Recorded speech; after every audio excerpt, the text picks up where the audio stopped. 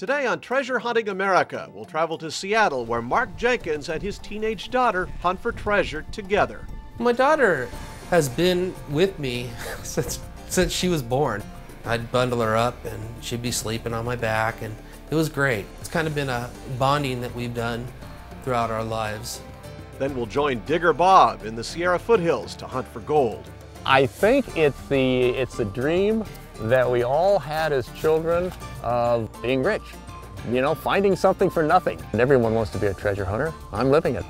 And finally, we'll visit with Dan Cantrell, who hunts for rare tokens from the 1800s. I did find a nice token from Prattam, Oregon. It was the only one in existence, so that helped bring the history back. No one knew it was out there, now we do. What's in the ground isn't specifically trash. It can be a treasure, and a treasure to anyone who does hit that target and brings it to light. All coming up on Treasure Hunting America.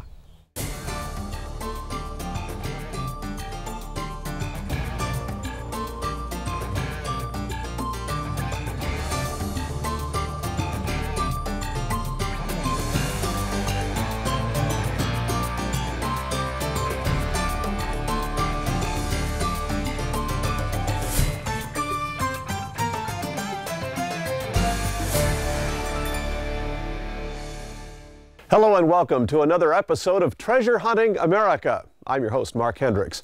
For the next half hour, we'll share some amazing stories of everyday treasure hunters across the country. As a young boy, Marc Jenkins started treasure hunting by digging up coins on the playground. Then at 9 years old, he got his first metal detector, and that's when the real fun began. In 1977, I believe it was, when I first started, I was kind of tired of digging around in the playground and searching for coins and then waiting for 2 weeks and getting them returned from the principal. Somehow or another I saw somebody metal detecting or something somewhere.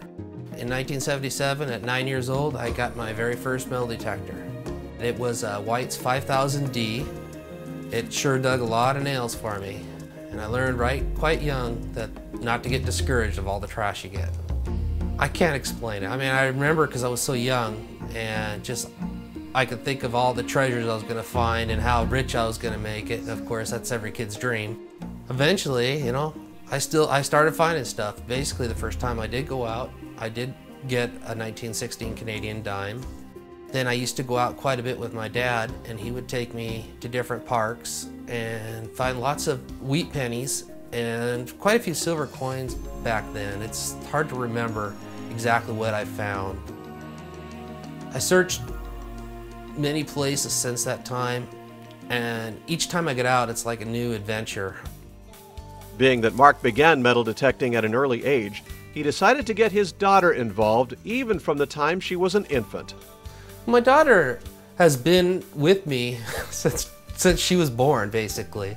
I used to put her on my back and go out metal detecting down at the beach and at the parks, and she was always with me when I was out metal detecting. And even if it was night, late at night, cold winter, I'd bundle her up and she'd be sleeping on my back, and it was great. And you know, it's kind of been a bonding that we've done throughout our lives.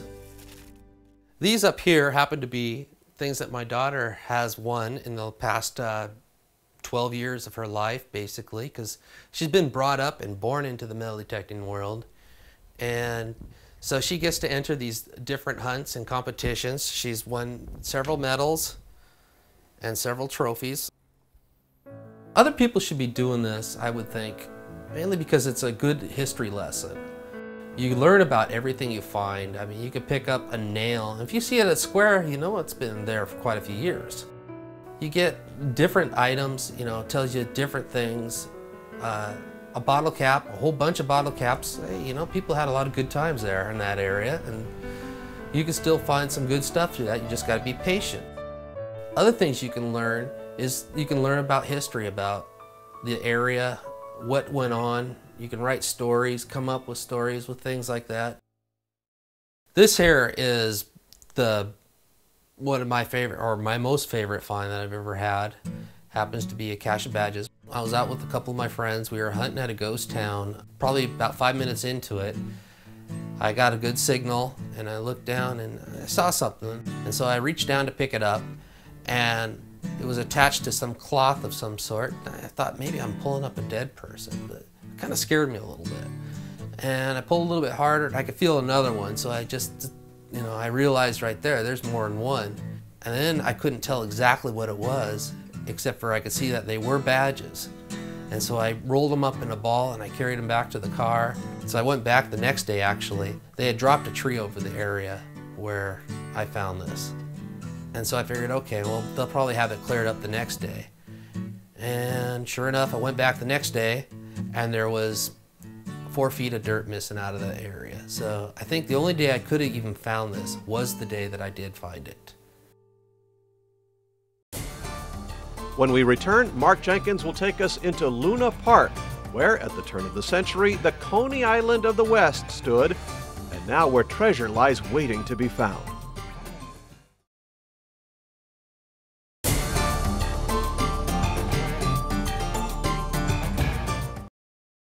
Welcome back to Treasure Hunting America. Marc Jenkins hunts all over the Seattle area, but his favorite place is Luna Park, a very historical and beautiful location just in view of the Space Needle.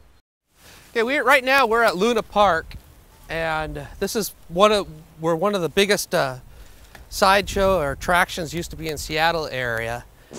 Around the 1907 is when it was built. There was a roller coaster and Ferris wheel.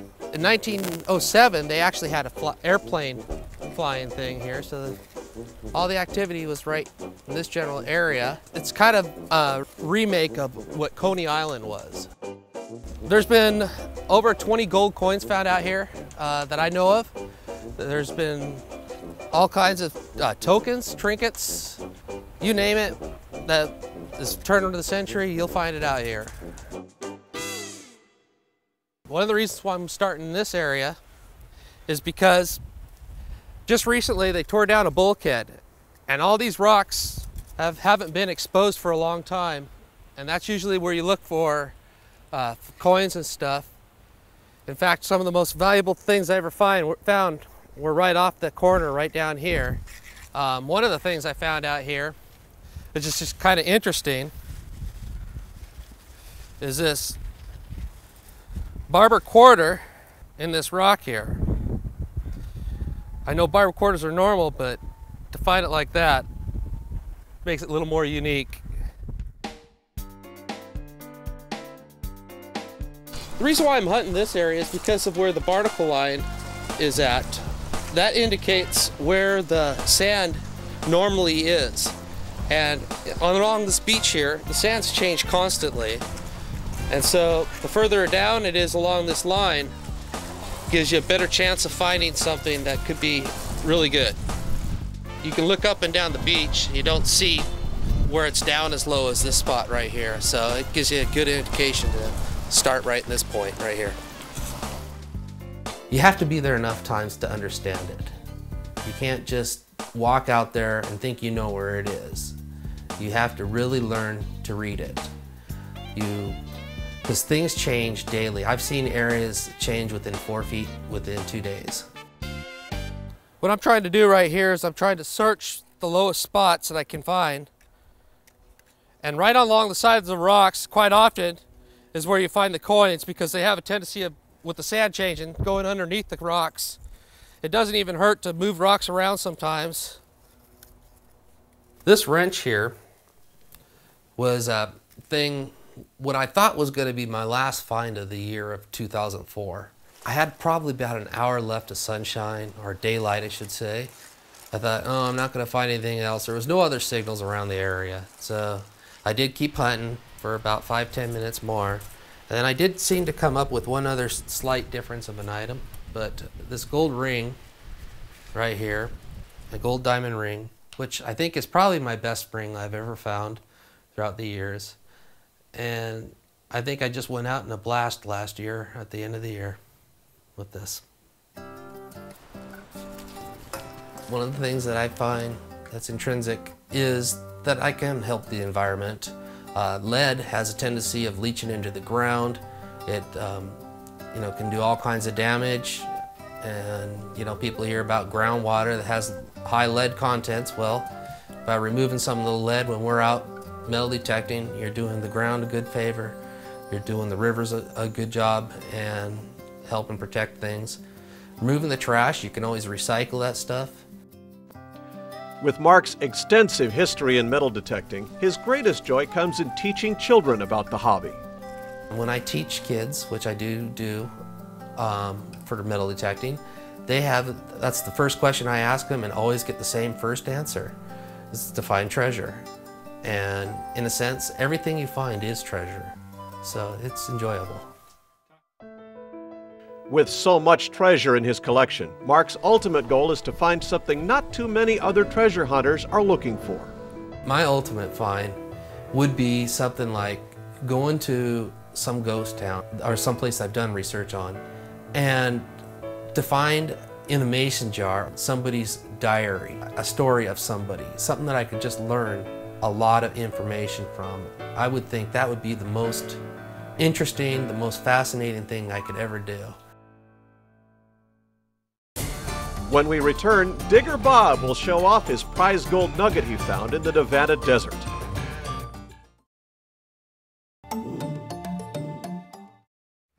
Welcome back to Treasure Hunting America. Our next treasure hunter goes by the name of Digger Bob, who began his adventure in metal detecting by prospecting for gold with his high school English teacher. I got interested in gold in high school when an English teacher took me out gold panning. What kept me going was being able to find something, not right away. It took me a couple of trips, and I had to keep going back and just persevering. So I think I went out 3 or 4 times before I finally found a piece in the same place that we'd been going all this time. But before that day was over, I had 6 or 8 little pieces. Really, for me, it's a part of just chasing history. I love the 49er era, the gold rush, the California gold rush, and to be able to literally put myself in their footsteps, just like we are today, that really is the biggest benefit. The hardships that they had to go through just to get here, and then the enormous amount of work that they had to do to extract the gold from the ground. Life was unbelievably hard. To me, a metal detector is my time machine. There's no greater thrill to me to dig something out of the ground, even if it's no more than just a small little ball of lead, but because you know, you've done your research, and you know what that little ball of lead is. You know it's not a fishing sinker. You know it's a musket ball. It has no more value than a fishing sinker, but it has historical value because you know that the last person that held that, the last person to see that, was a dying immigrant coming across the Black Rock Desert in Nevada, trying to reach the promised land of California. And you're the first person to see that and touch that since it was lost 160 some years ago.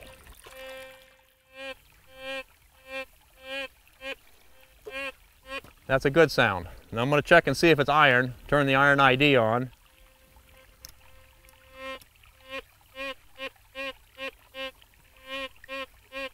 Okay, that's a good target.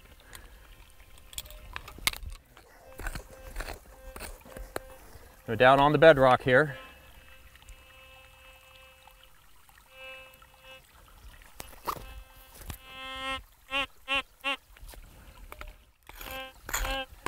You see that bedrock? It's solid rock, but it chips pretty easily with a pick.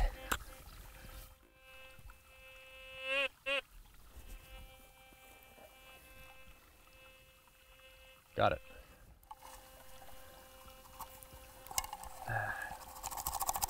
This is usually the, yeah, there we go.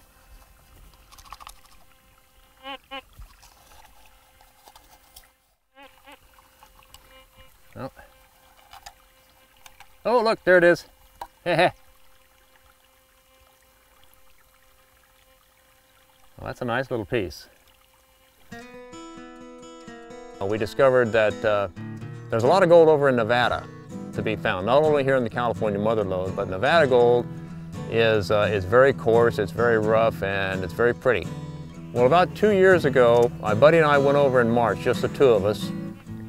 Went to this one place that we had found the year before in the fall and never had completely hunted out. And we hunted for an entire day out there and didn't find a thing. The next morning, my buddy went back into town to pick up a friend of his. And while he was gone, I decided to go out and hunt for a little bit. And if we didn't find anything, we were going to move on to another place. And just in the side of this wash, I thought I heard something. Well, I started digging down, and the signal kept getting louder and louder. I got down about 20 inches, and the signal it was just screaming at me.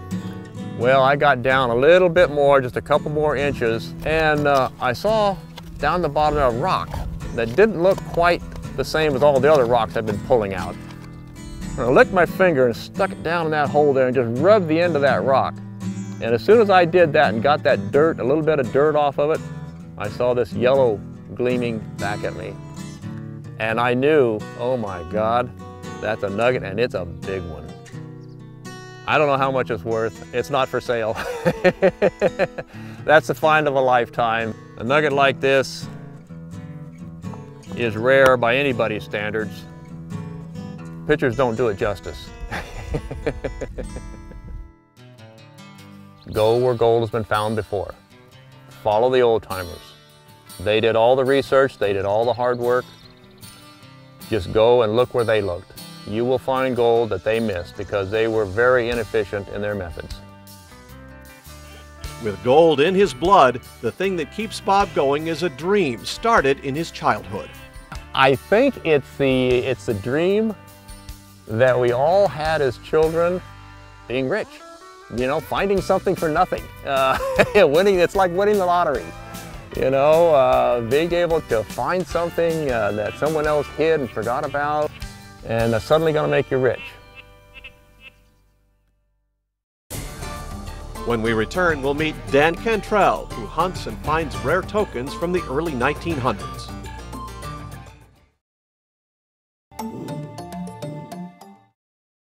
Welcome back to Treasure Hunting America. Some treasure hunters look for whatever they can find in the ground, but some look only for specific items. Our final treasure hunter, Dan Cantrell, looks for old tokens. Well, I got started with my father-in-law introducing me to metal detecting. And first couple of times out, I was able to pull up a 10-carat and sapphire ring. So I was really stoked, and that's really what took me hook, line, and sinker into the hobby.